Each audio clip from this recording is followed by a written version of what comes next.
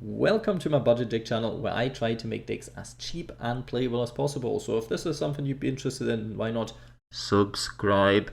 Today with Generaider, out of the new pack there's new support and it's fairly cheap, so I can actually make a video on that one in comparison to a certain other deck from the new pack, Dark World. I'm very happy about this because not only do I personally like Generaider, but also I feel like the playstyle is somewhat unique and aesthetically pleasing, so I really like being able to showcase this deck. I'll be talking about my weird choices that you can already see in the deck list, so stay tuned if you wonder why I play certain cards or why I don't play certain cards, and I'll obviously talk about cards that you could be running instead of other choices I made. These will be the cards on the right hand side here. I'll be going through them and talk a bit about that later on as well. Let's start off with Ash Blossom and Infinite Impermanence. I do not count these two towards the auto account because they come in the Master Pack bundle, and most people, if you're new, you should really invest in them because it's 1,500 gems in total and you get 20 Master Packs and these two cards for free. Well, not for free, but you know what I mean. So a very nice deal, but you can replace them as well if you don't have them with any other disruptive go first or go second card if you want to. We have Planet Pathfinder in here, a card that usually isn't played that much near. What you would be playing or what you want to be playing is Diviner of the Herald. This card can lead you into a crazy combo. It can send to the graveyard multiple different things. Technically, you can send Vala to the graveyard because that's a fairy, or it could send the Trias Hierarchia to the graveyard, and then you can tribute this card to summon this card from the graveyard. Then you can get DD Spite on board, and that can lead you into a Baron, which is very nice because you get an extra negate and an extra pop depending on if you go in first or go in second. And overall, a very neat combo. But I decided let's work on the consistency factor here and let's keep it as cheap as possible because triple Diviner is very expensive. Planet Pathfinder in here to have another normal summon because you only really have 3 normal summons, so now you have 6, and this can search your field spell, which is the heart and the soul of this specific deck. We have Loptr, Shadow of the Generator, a card that also is mainly in here to get you to your field spell by summoning out Mardel from your deck or from your hand. Not with this card's effect, but we have the new addition that if Mardel is stuck in your hand, then you can just summon Vala from your deck, and Vala's effect then is if this card is special summoned, you can special summon one Generator monster from your hand or graveyard. So you can be sending this one, special summoning this one from your hand, and then search the field spell, and then you're fine. And you're also going to be able to go into a rank 9 with these two then, because you don't need either of them on board anymore. So that is a very neat combo. Theoretically, you can also special summon this card during your opponent's turn because it's a quick effect. Then you can tribute one Generator monster to special summon another one. Can be helpful from time to time to dodge certain removal or see what your opponent is up to. There's lots of different things you can be doing with this card. That is why this card I decided should be a 3-off because it has multiple different usages in comparison to the other Searcher that you can get for the field spell that doesn't require you to use it on normal summon, but gives your opponent lots of resources. Well, 1, and that's enough already, and also could be ashed,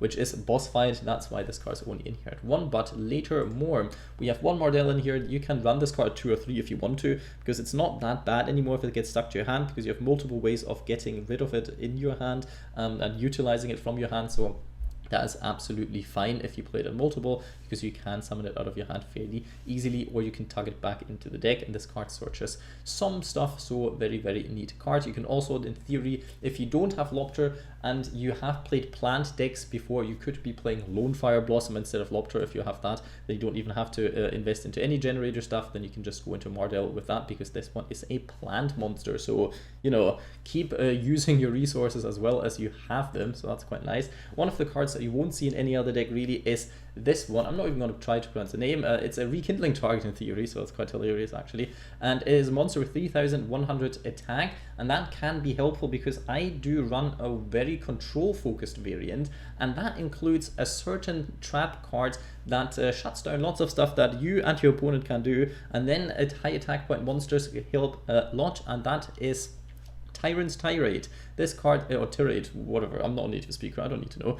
To attribute to monsters, effects of effect monsters that activate in the hand or on the field cannot be activated. So, having a field spell that every single turn cranks out a high attack point monster in comparison to your opponent that has to rely on maybe activating effects or special summoning stuff from their hand or from the extra deck, and then they can't really activate any effects, so they can't really link climb or go into certain other extra deck monsters, can be very helpful that then you have this card. Yes, I know the field spell summons this in defense position. But if your opponent only gets one monster out, then guess what? They attack into it, the effect of this card triggers because it's not an activated effect. That's the good thing. This card's effect, the protection, doesn't activate on board, and then you can protect it from that one attack that your opponent potentially has. And from that point onwards, then you have another card that protects all of your cards, even your trap card actually, and that can always do that during your opponent's turn.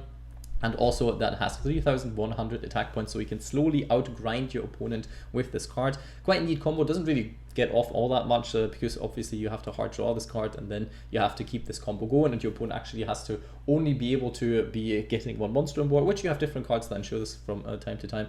But yeah, I found that very hilarious, and theoretically you can, if you have this card on board and all of your tokens to the end phase and your opponent did nothing that turn, theoretically you could protect all of your tokens that the field spell generates by popping this card then instead, and then you have 4 tokens that you could be using as link material. Not something that usually comes up, but in theory it is possible. If you, for example, go into your Xyz monster with some combos and your opponent doesn't do all that much and you decide, oh, I'm going to risk it, I'm going to go into this one instead, then you theoretically could be doing that one, because then your Xyz monster stops your opponent potentially from their plays, and then they can't run any of them over, and you end up with like 4 of 3 tokens in the end, and then you can go into certain link plays. So there is that theoretically, but usually want to swap this card out for cards like Vala, for another Mardel, for another Harr, any of these.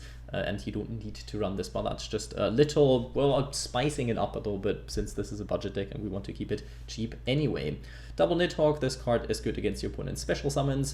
Double Utgarda, this card is good against your opponent's cards and it banishes them, so that's quite nice. You could cut down on one Nidhogg or one Utgarda depending on if you want to play more Harrs, if you want to be playing more Mardels.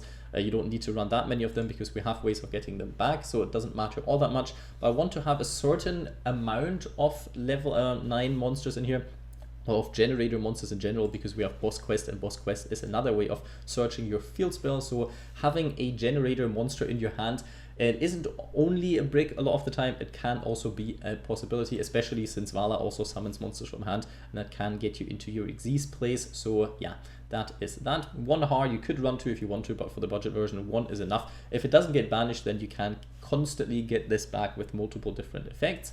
We have 1 Trias Hierarchia in here. Usually you don't really want to be running this unless you play cards like Kujikiri Curse, or unless you be playing cards like the Diviner that can send this to the graveyard and so on, but it still has options in here. It's kind of like a hand trap that only works if you go first, and it can help you going first as well. If you get the Loptr effect off but your opponent wants to use Effect Veiler or Impermanence on it, then you can just tribute the Loptr because you can quick effect this card's effect, and then they cannot negate the effect of a Loptr, and then you can just summon another monster, and you have a level 9 monster on board then to go into Xyz place with the Mardel that you summon. So this card can be very nice, but it doesn't justify running it at 3 in my personal opinion, but you can try out the ratios and do whatever you like.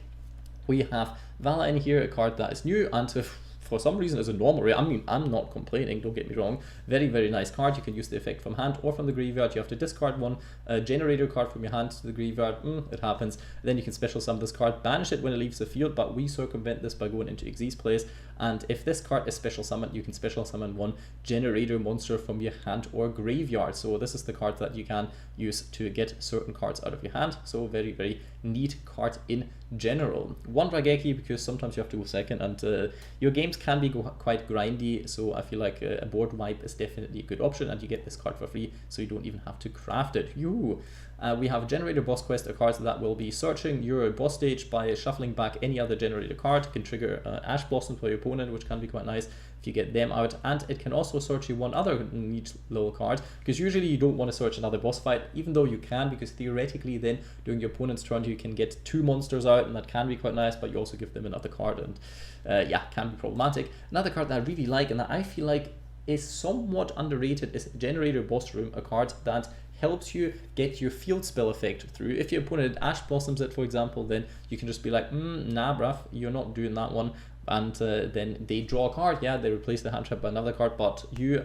replace one card in your hand with another card, so that's how you can also get rid of certain bricks in your hand, and also then your field spell effect goes through. Or if they have something they want to respond to one of your generator monster effects, then you could also use that, and it's a continuous trap, so it stays on board, so your opponent has to deal with it kind of, if they want to be able to do certain things at least. So yeah, I feel like this is a better card than some people give it credit for. Obviously not an amazing one, but it's definitely playable at once, since it is searchable by multiple different means, which is Mardel, which is this one. So we have options here.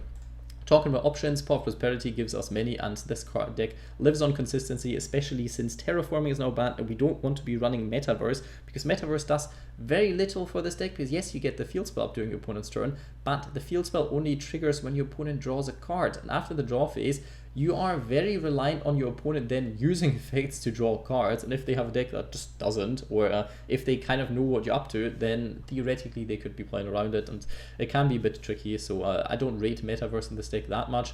Yeah, it is what it is. We have triple Generator boss stage. The main reason why this deck is very, very decent, and for some reason this is a rare, like, kudos to Konami again, love it. I really love it. This card looks so nice and the effect is so cool, emulating a boss fight, multiple different stages and whatnot. You can summon out lots of different things. One thing that I want to mention here though, if you summon out Vala with the effect because you want to revive a card that you have discarded before, then you have to do this card Chainlink 1 to summon the tokens and this Chainlink 2, because otherwise you have a problem, because your field will be full of tokens and then Vala can't summon any monster if you do it the other way around. So Chainlink 1 field spell, Chainlink 2 Vala, and then you are fine to go. So one thing to also keep in mind, the card summons in defense position, you cannot choose, so there's that, and the whole tokens go away in the end phase. We have Forbidden Chalice, a card that can be quite nice on the budget, going first and going second. You can obviously replace this with hand traps. One to mention is Drone and Lockbird, because you can make your opponent draw cards with things like the boss fight or with things like boss room, and then Drone and Lockbird can hit them quite hard. And obviously Danger Dark World will be a deck that is somewhat played nowadays, obviously, I would assume, since it's just new. So this card can also be coming in handy in general in the meta at the moment, potentially. You have to obviously make that call for yourself. We have Torrential Tribute in here, and there's one specific reason for why I decided to run Tribute in here. First of all, there will be times where you cannot go into your field spell because either your opponent disrupts you or you just don't have access to it by cards. So there's that, and Tribute can stall your turn, and hopefully you get into a search, and hopefully you get into a way of using it then. And also, even if you already have your field spell and Tribute, it doesn't really matter that much, because you can recycle basically any card from your graveyard up to 3 times with the whole Vala set up, and you have your field spell, and your field spell isn't affected by Tribute at all. So even if you nuke your board for 1 turn, you know that you will be getting a boss monster back the next turn anyway, so it doesn't matter all that much. You don't lose as many resources as your opponent might lose from that. That's why I like Torrential Tribute as a budget option in here. There's obviously different cards you could be playing. You could be playing like Triple Tactics Talent. That card has multiple different usages. You could be going for more consistency stuff like Hujikiri Curse if you really want to. You could be going for like hand traps, Ash Blossom, Maxi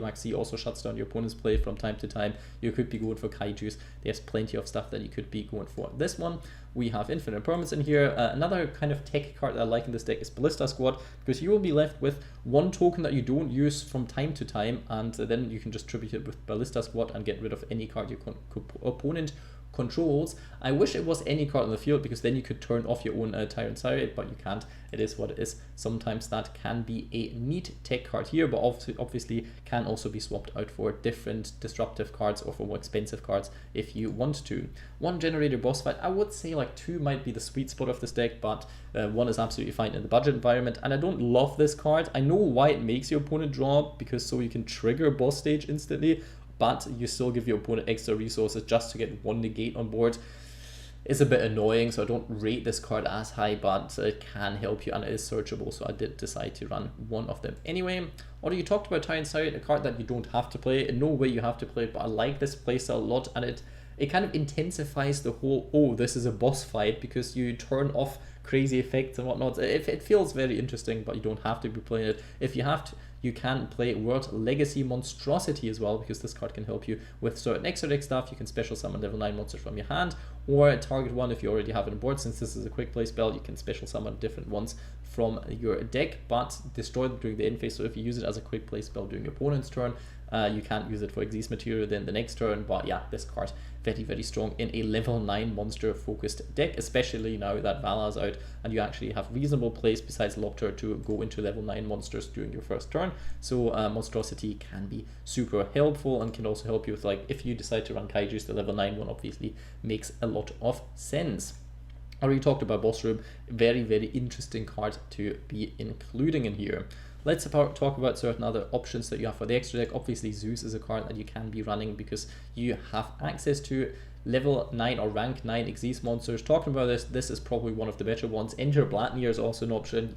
You can just go through them, put the filter on, and you will easily be seen. The ones that ping out to you, but this one of the newer ones, is a very, very neat addition to it. You can then run certain extra cards like Intis if you want to, and gain extra pops with it, and this card has a lot of different options. Talking about extra deck cards, we have the number 92 Hard Earth Dragon in here. I decided to include multiple in here because you have to banish some cards with the Paw of Prosperity anyway, and the extra deck space isn't that great because usually you don't want to be going into Link monsters, and those are the only cheap rank 9 monsters that are somewhat decent, so, or even the only ones that exist, I'm pretty sure.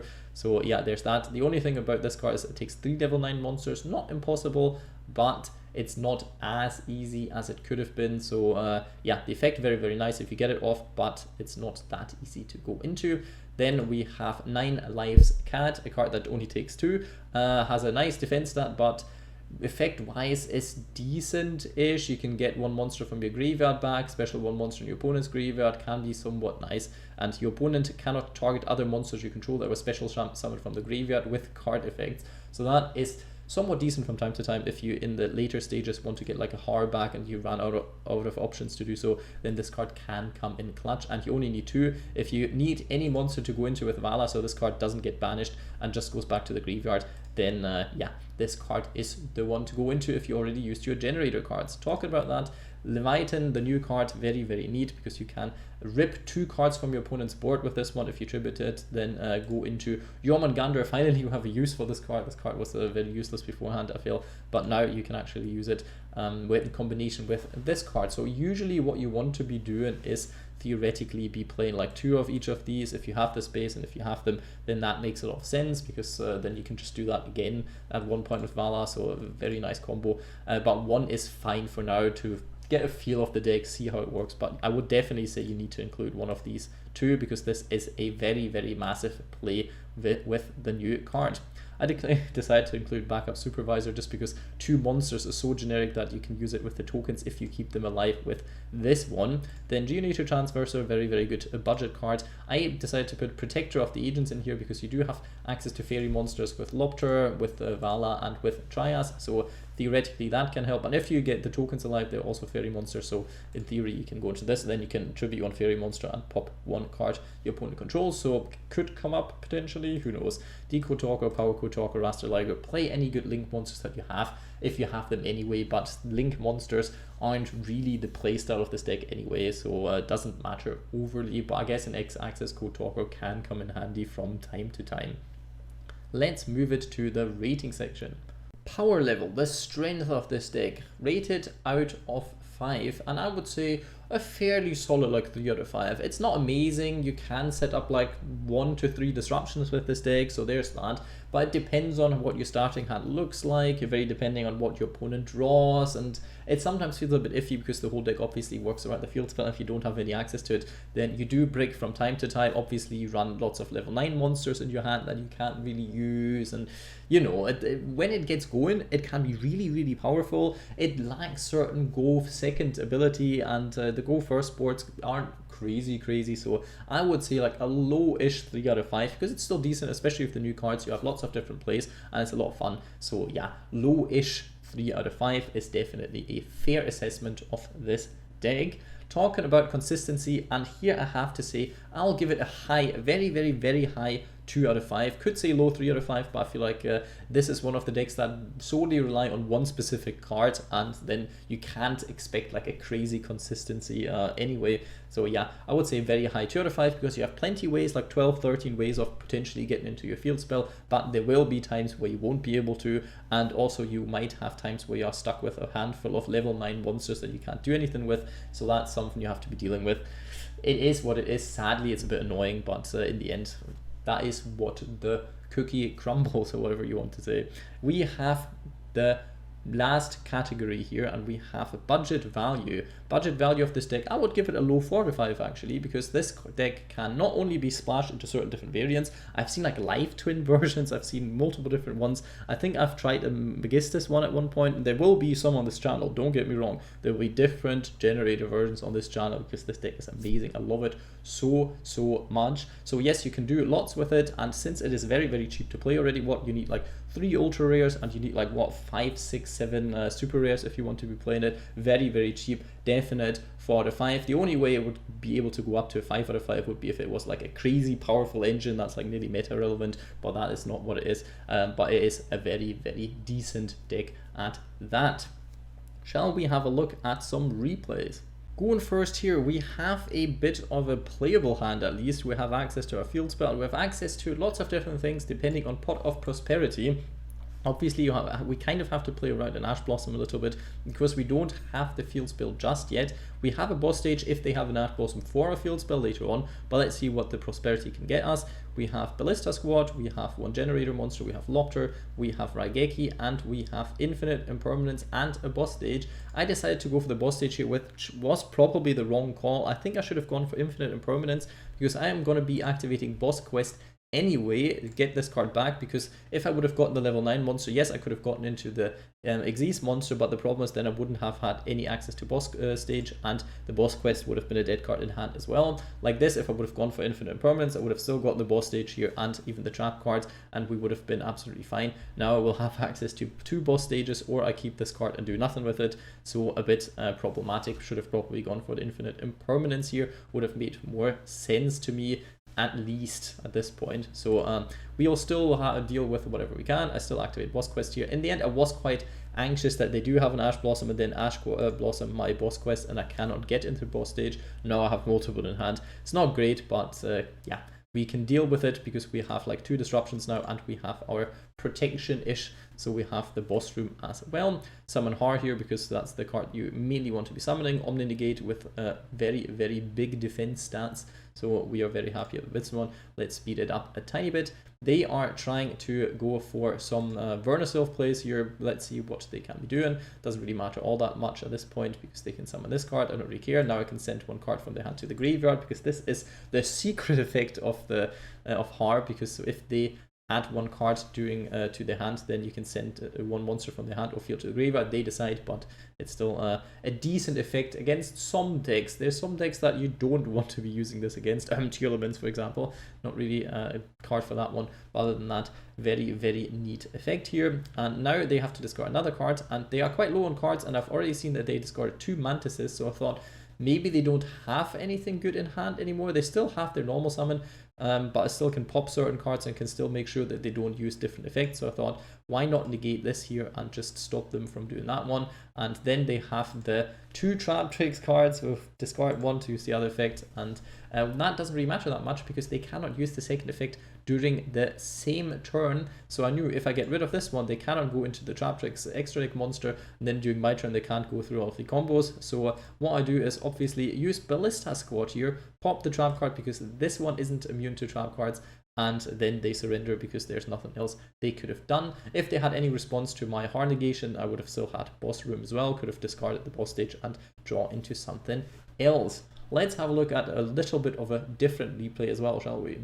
This one is going to be a little bit longer. We have boss quest and 2 boss stages in here, and 1 Vala and 1 Loptr, so we have plenty of access to plenty of different things. Let's see how I play this one. I could have literally just used boss stage and ended here, but obviously I want to be using boss quest because then I can get the trap card that kind of protects me here. But you can already see we don't end on that many good stuff. But I could get another boss fight as well. I tucked Loptr back because I don't really need Loptr's effect here, because I don't have anything that I can really search for. Vala can't summon itself, so even if I would have gone into Vala, I couldn't have summoned her from the hand either, so you have that bit of an issue. So I couldn't have gone into the Xyz monster, and from that point onwards I didn't really feel like there was that much to do. I could have kept Loptr, gone into like one of the disruptive ones, and then I had 2 disruptions, so that might have been a misplay here, but I wanted to keep this one for the grind game. Then potentially would have been better to just go use Loptr and go into one of the better ones that then have 2 disruptions for the next turn, something to keep in mind for the next time. So I said this one, I could have set the boss fight here as well. theoretically that could have gotten me into a second disruption as well, because obviously if you trigger the effect again, this isn't a heart once per turn, it's just once per turn, because it's you only the token stage, the token summoning is a heart once per turn, so you could have gotten another one out here if you already used the first effect. Then you could have used Boss Fight, gotten another field spell up,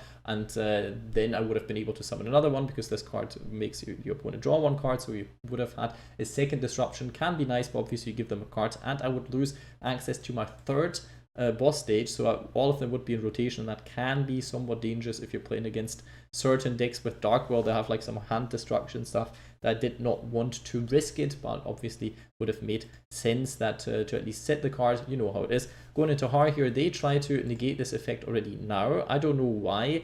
I think they should know they have boss room. Maybe they really wanted to draw a card. I don't know what it is, but even here I can use it because they used it they used it towards my boss stage, or after my boss stage, and chain to it. So yeah, that one is still a response, and it still counts because this is a generator card, and I can still activate the effect here. They draw another card, but I also draw another card, so that's quite nice, and I got rid of a card in my hand that is equally as good in the graveyard, and that worked out pretty well. And that's also one of the reasons why I wanted to keep Vala instead, because I know if I discard Vala, it doesn't lose me any value, and I then can, during the next turn, discard one of those two cards, get Harr back if it's in the graveyard, and then start some plays or go into the Exist monster if I make it to the next turn. That is, can always be problematic, but we are playing against Sky Strikers, a deck that can OTK, but if with one negate you can usually keep them off it a little bit. Don't know why they used the effect of Sky Striker Ace Ray here to go into the Link monster and not just link it off. They would have been off a tiny bit better if they would have done it that way. We will never understand, but it is what it is. Then I negate this here. They chain to get this monster on board now for some reason, and they play it with some, well, spell engine. The Bamboo Sword engine is very interesting, getting more cards, getting more spell cards into the graveyard, but they cannot attack with this card. And yeah, it is our turn again. We can go on from here. We get one Trias Hierarchia, very, very nice. I decide to get rid of certain cards, then obviously they can draw something else. They go for the locking you out of the main phase one, very interesting. It's quite a neat version of Sky Strikers if I've seen one. It's a bit more interesting. I decide to not go for the boss fight again, just to have one card that I can discard in my graveyard for Vala if they ever get rid of Harr the next time. So there is that one. Now summoning out the Nidhogg, I thought, because if they wanted to summon one of their Link monsters, then I could stop that.